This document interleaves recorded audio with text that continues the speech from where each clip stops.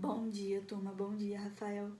Bom, eu vou explicar o módulo 18 da apostila de História, da apostila 3, que fala sobre a ditadura civil-militar.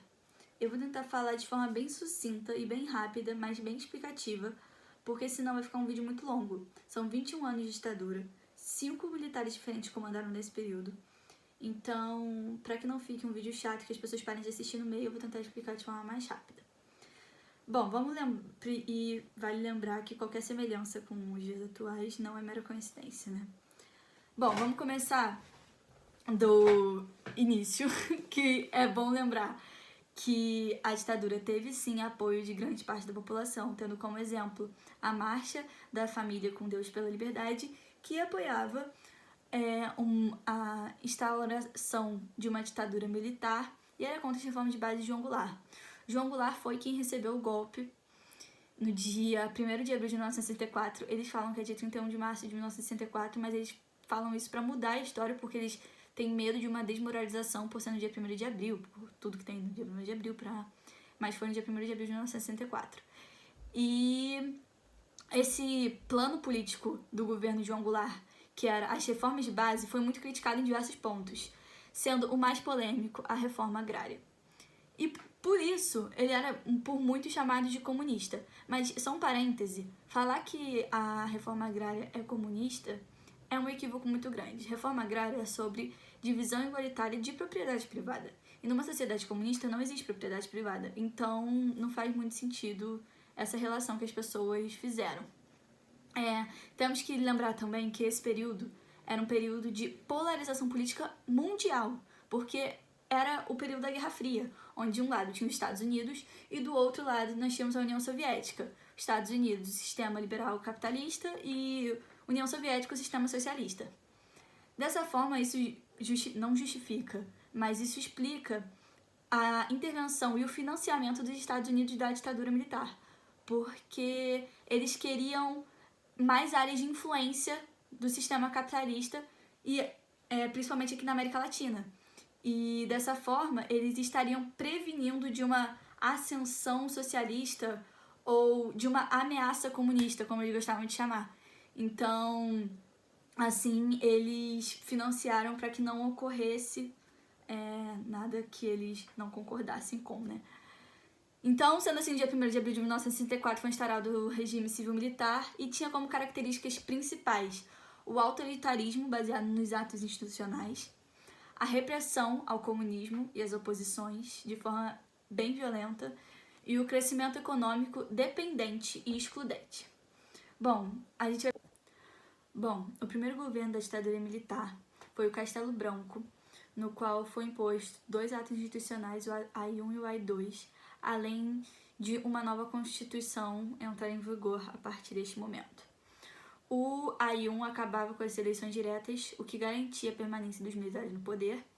E o AI-2, todos os partidos foram fechados, deixando apenas 2, que era o ARENA, Aliança Renovadora Nacional, e o MDB, Movimento Democrático Brasileiro, sendo o ARENA o partido dos militares e o MDB a oposição. Mas lembrando que o MDB tinha suas limitações, até porque estava se vivendo um momento de ditadura, de repressão a essas oposições.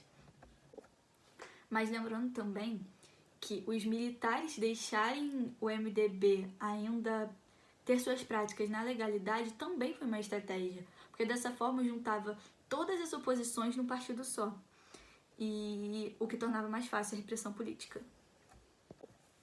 Bom, antes de falar sobre o governo Costa e Silva, que foi o segundo governo da ditadura militar, lembrar que o governo Castelo Branco foi de 64 e 67, não foi só o AI-2, o AI-1 e o AI-2 que foram decretados nesse período, mas que se eu vou falar dos 17 atos institucionais, vai ficar um vídeo maior ainda. Bom, o governo Costa e Silva foi de 67 e 69 foi marcado por muita repressão, violência e tortura aos opositores, além de restrição a direitos políticos e à liberdade de expressão. Grande parcela da população estava muito satisfeita com as medidas antidemocráticas que vinham sendo tomadas. Então, teve nesse período um grande fortalecimento da oposição à ditadura militar. Então, muitas manifestações, muitos protestos e um grande fortalecimento, por exemplo, da União Nacional dos Estudantes, a UNE, além de greves gerais, de trabalhadores e, por exemplo, o movimento artístico também, com o tropicalismo, no cinema, o cinema novo, o teatro, a oposição estava se manifestando cada vez mais.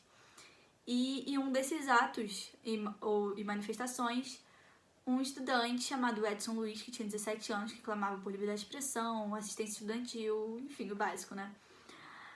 Acabou sendo assassinado. E isso comoveu ainda mais essa parcela da população que já estava comovida e insatisfeita. E isso ocasionou a passeata dos 100 mil, que foi fortemente reprimida e teve como resposta o ato institucional número 5, o famoso AI-5, né? O AI-5 decretava o fechamento do Congresso por tempo indeterminado, decretação de estado de sítio, cassou mandatos de diversos políticos, proibiu a realização de reuniões, acabava com habeas corpus, habeas data, legalização da tortura, enfim.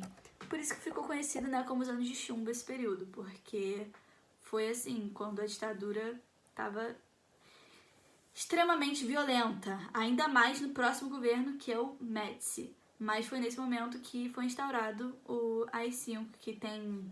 não precisa nem falar, né? O terceiro governo é o governo Médici, de 69 a 74, e ele foi o período mais latente dos anos de chumbo, porque se tornou ainda mais comum a tortura dos presos políticos e a censura dos meios de comunicação e de todas as manifestações artísticas que tinham na época, né? Além disso, o período ficou conhecido pelo chamado milagre econômico. Milagre econômico esse que trazia total dependência brasileira de empréstimos externos. Então, assim, teve as obras faraônicas, como um dos exemplos, por exemplo, é a Ponte Rio-Niterói, que trazia uma falsa sensação de que o Brasil estava, assim, super bem, mas na verdade não. E, inclusive, aumentou muito a desigualdade social. Foi um milagre econômico para poucos. Poucos tinham muito e aqueles que tinham pouco tinham menos ainda. Então, assim, a desigualdade social ficou mais intensa do que já era. Além disso, foi criadas duas instituições, a DOI e CODE, DOI, Departamento de Operações Internas, e CODE, Centro de Operação da Defesa Interna, que eram utilizados como centros de aprisionamento e tortura e estavam localizados nas principais cidades do Brasil. Também foi o auge dos anos de ouro. O que são esses anos de ouro? A gente sabe que a seleção brasileira de 70 era uma ótima seleção brasileira, jogava bem pra caramba e acabou ganhando a Copa de 70. E eles meio que ligavam uma coisa a outra. Se o Brasil tá indo bem no futebol, o Brasil tá indo bem em tudo, no âmbito social, no âmbito econômico, sendo que a gente sabe que não é bem assim. Isso foi inclusive uma estratégia e uma forma de alienação da população ao cenário real do Brasil na época. O quarto governo, o governo Geisel, de 74 a 79, ficou conhecido como ditadura encurralada, porque foi o início do processo de abertura política, só que era uma abertura política de forma lenta, gradual e segura, ou seja, de forma que os militares não se ferrassem ao sair do poder, de que eles não pagassem pelo que fizeram. E isso se dá pelo desgaste das forças armadas, pela crise do chamado milagre econômico, por pressões internas e externas, e para que isso ocorresse, por exemplo, teve a revogação do ato institucional número 5, teve o abrandamento da censura, teve a volta dos primeiros exilados, mas ainda era uma ditadura, então ainda tinha muita repressão, tinha muita censura, tinha muita tortura, mas a mobilização popular estava ainda mais forte nesse momento. Por fim, temos o quinto governo, que é o governo Figueiredo, que foi de 79 a 85, e esse governo foi marcado por forte instabilidade política, ou seja, total esgotamento econômico, já não tinha mais como os militares continuarem no poder. Ocorreu as diretas já, que foi uma campanha pela volta das eleições diretas, além da lei de anistia, por exemplo, que foi instaurada, o que tornou possível que o Brasil se tornasse exceção da América Latina, pois o Brasil é o único país que não julgou nem puniu seus torturadores. Então, a saída lenta, gradual e segura deu certo para os militares, né? Porque tem muitos até aí que, inclusive, recebem dinheiro do governo e torturaram durante esse período, né? E teve com o fim as eleições indiretas que culminam com a vitória de Tancredo Neves. Eu tentei explicar de forma bem rápida, eu acho que ficou grande o vídeo, mas é porque é muita matéria. Enfim, beijos de luz, tamo junto sempre.